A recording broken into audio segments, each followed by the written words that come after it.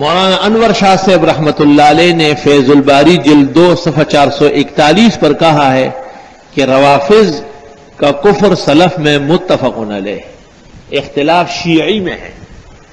رافضی اور شیعی کا فرق ہے۔ رافضی اس کو کہتے ہیں جو قرآن کی تحریف، عائشہ کی تہمت اور شیخین کے سب کا قائل ہو، اور شیعی اس کو کہتے ہیں جو اہل بیت سے محبت مزید رکھتا ہو۔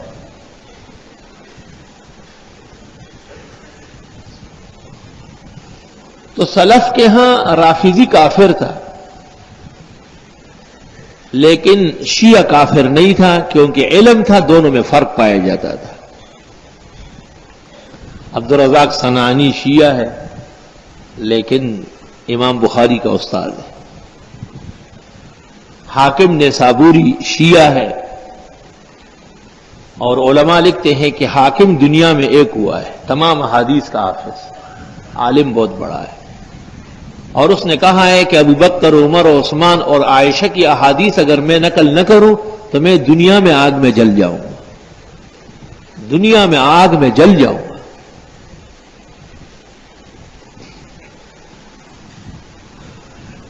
ہمارے زمانے میں روافض اور شیعہ ایک ہے، بلکہ الگ تحقیق اس وقت شیعہ موجود نہیں ہے، سب روافض ہیں۔ اس لیے درست بات یہ ہے کہ یہ حد کفر میں داخل ہے، اور ان کو مسلمان ثابت کرنا سیاسی شعبہ بازی تو ہو سکتی ہے، علم کی اور دین کی خدمت ہرگز نہیں ہے۔ اور بعض سیاستدانوں کی نری مداہنت اور بالفاظ درست اسلام دشمنی کے مترادف ہے۔ ہاں ایسے افراد ہو سکتے ہیں، ایسے افراد ہو سکتے ہیں۔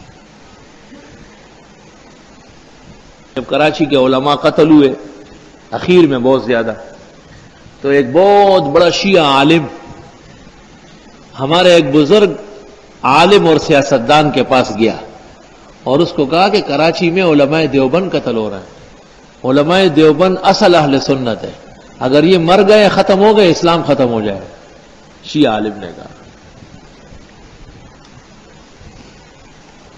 لیکن من حیث الجماعت و من حیث الاعتقاد اس زمانے کے تمام روافض ہیں، شیعان نہیں ہیں، کیونکہ یہ خمینی کا اعتقاد رکھتے ہیں، اور اس نے اپنے کشف اسرار اور صحیفہ نور میں کفر کی کوئی حد نہیں چھوڑی، کوئی کسر نہیں چھوڑی۔ یہاں تک لکھا ہے صفحہ 117 پر، بانظر عامیانہ چنی می نمایت کے از قرآن چیزیں افتادہ۔ سرسری نظر ڈالنے سے پتہ چلتا ہے کہ صحابہ نے قرآن میں کمی بیشی کی ہے۔ خمینی لکھ رہے ہیں کشف اسرار میں، کشف الاسرار مولانا منظور غلط لکھ رہا ہے، کشف الاسرار تو عربی نام ہے، وہ فارسی ہے، کشف اسرار ہے۔ اس کے بعد لکھتے ہیں، اگر کسی بتاریخ رجوع کردہ او فہمید کہ پیغمبر در تبلیغی مسئلہ امامت از مردمی خوفی داشتا، وہ خوف پیغمبر بجا بود۔ اگر کوئی تاریخ اسلام دیکھے تو اسے پتہ چلے گا کہ رسول اللہ صلی اللہ علیہ وسلم نے علی کے خلیفہ ہونے کا اعلان ڈر کے مارے نہیں کیا، ابو بکر، عمر، عثمان سے ڈرتے تھے، وہ چھرے لے کے مارنے لگے تھے۔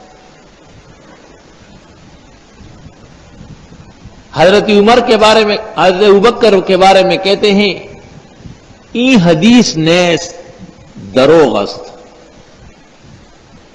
کہ برائے استیصال اہل بیت می ساختن۔ صفحہ 197۔ یہ حدیث رسول نہیں، حالانکہ وہ متواتر حدیث ہے، نحن معاشر الانبیاء لا نرث ولا نورث ما ترکنا صدقہ، بخاری مسلم سب کی ہے۔ کہتے ہیں یہ حدیث نیس دروغ است کہ برائے استیصال اہل بیت می ساختن، یہ آل رسول کو کچلنے کے لیے گھڑا گیا ہے۔ ابوبکر جس کو امت نے صدیق کہا، خمینی اس کو کذاب کہہ رہے، مفتری۔ اور حضرت عمر کے بارے میں لکھتے ہیں، ای کلام یاوا کہ ازو صادر شدہ از کفر و زندقت او استا. یہ بات جو عمر نے کہی ہے بوجہ کافر و زندیق ہونے کی گئی کہ وہ پیغمبر کی وفات کے دن کافر و زندیق تھا. وہ ولا حول ولا قوت الا باللہ. نقل کفر نبی شور. عبارات سنانے سے بھی دل پر سیاہی چھا جاتی. اس زمانے کے روافض جو ہم نے پاکستان اور عربستان میں دیکھے ہیں، ہم نہیں جانتے ہیں کہ کوئی رافضی دنیا میں ایسا ہے جو یہ عقیدے نہ رکھے. مشہور یہ ہے کہ رافضی 3 عقیدوں سے کافر ہے: تحریف قرآن، اتہام عائشہ اور سب شیخ ہیں. سمجھ گئے بات؟ ہماری کتابوں میں آپ کو اس طرح ملے گا، لیکن یاد رکھنا بنیادی بات سمجھ لو.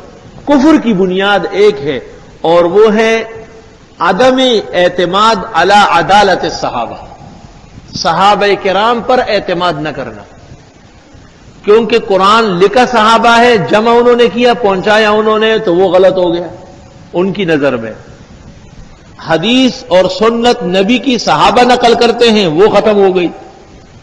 ابو بکر اور عمر کی عظمت انہوں نے تسلیم کی، وہ نہیں رہی. حضرت عائشہ صدیقہ رضی اللہ تعالی عنہا پر غزوہ عفق کے اندر عفق اور تہمت صحابہ کرام نے بیان فرمائی ہے، اور قرآن انہوں نے جمع کیا ہے جو پیغمبر پر نازل ہوا ہے، اور صحابہ کو تو وہ مانتے نہیں. اصل بنیاد رافضی کے کفر کی وہ ہے عدم اعتماد علی عدالت صحابہ، عدم تعدیل صحابہ.